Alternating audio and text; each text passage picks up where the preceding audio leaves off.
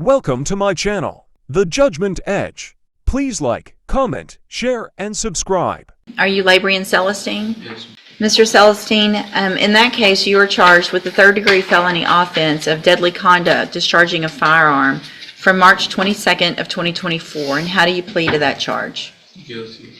And do you understand, if I follow the agreement that you've made with the district attorney, that you'll be waiving or giving up any right to appeal? Yes, ma'am.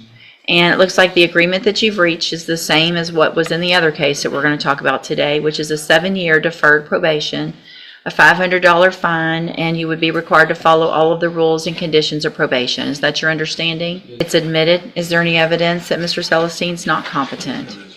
All right, then I'm going to find that you entered your plea of guilty freely and voluntarily, find that you're mentally competent and you understand the nature and the consequences of that plea. So I have received in cause number 24, DCCR 1303, the pre-sentence report. You had already were here, entered a plea of guilty to deadly conduct, discharging a firearm in that case. Everyone had an opportunity to review that pre-sentence report. And then I also received a number of letters of support for Mr. Celestine, and has everyone had an opportunity to review those as well? Are there any additions or corrections to that pre-sentence report? None for the defense. And for the state judge, other than to respectfully request of the court that this obviously very young individual who's committed a first-degree felony right out of the gate be at the very least sentenced to ISF as a condition. I'm sorry, third degree. Okay. Third degree. 2 third degrees. How old are you? 19. 19 years old. And you're shooting around like it's the Wild West, aren't you?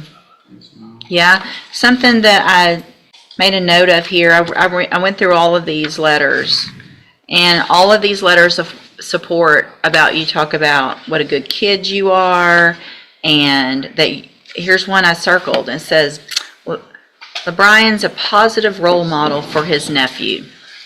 Do you think you're a positive role model for anyone at this point?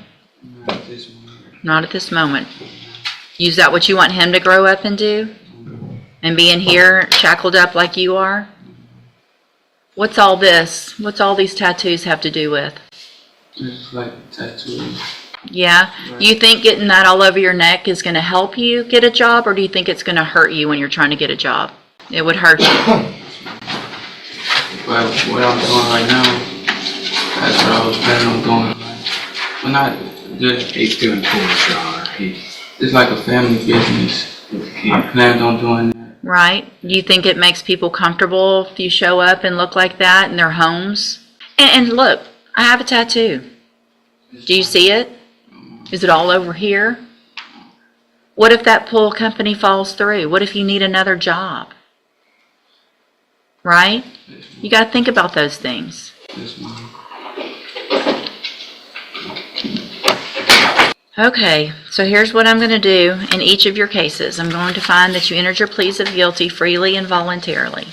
In each case, find sufficient evidence to find you guilty. However, in each case, in cause number 24, DCCR 1303, defer all proceedings, place you on probation for a period of 7 years. That's the agreement that you made with the district attorney. I'm going to order you pay that $500 fine and follow all of the rules and conditions of probation. And I'm going to get to those rules and conditions in just a minute. I'm also going to find sufficient evidence to find you guilty. However, I'm also going to follow the agreement that you made with the district attorney. Defer all proceedings and place you on probation for 7 years.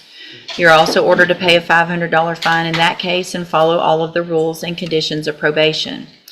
One of the conditions of probation in these cases, in each of them, is that you're going to enter and successfully complete the cognitive track of the ISF program.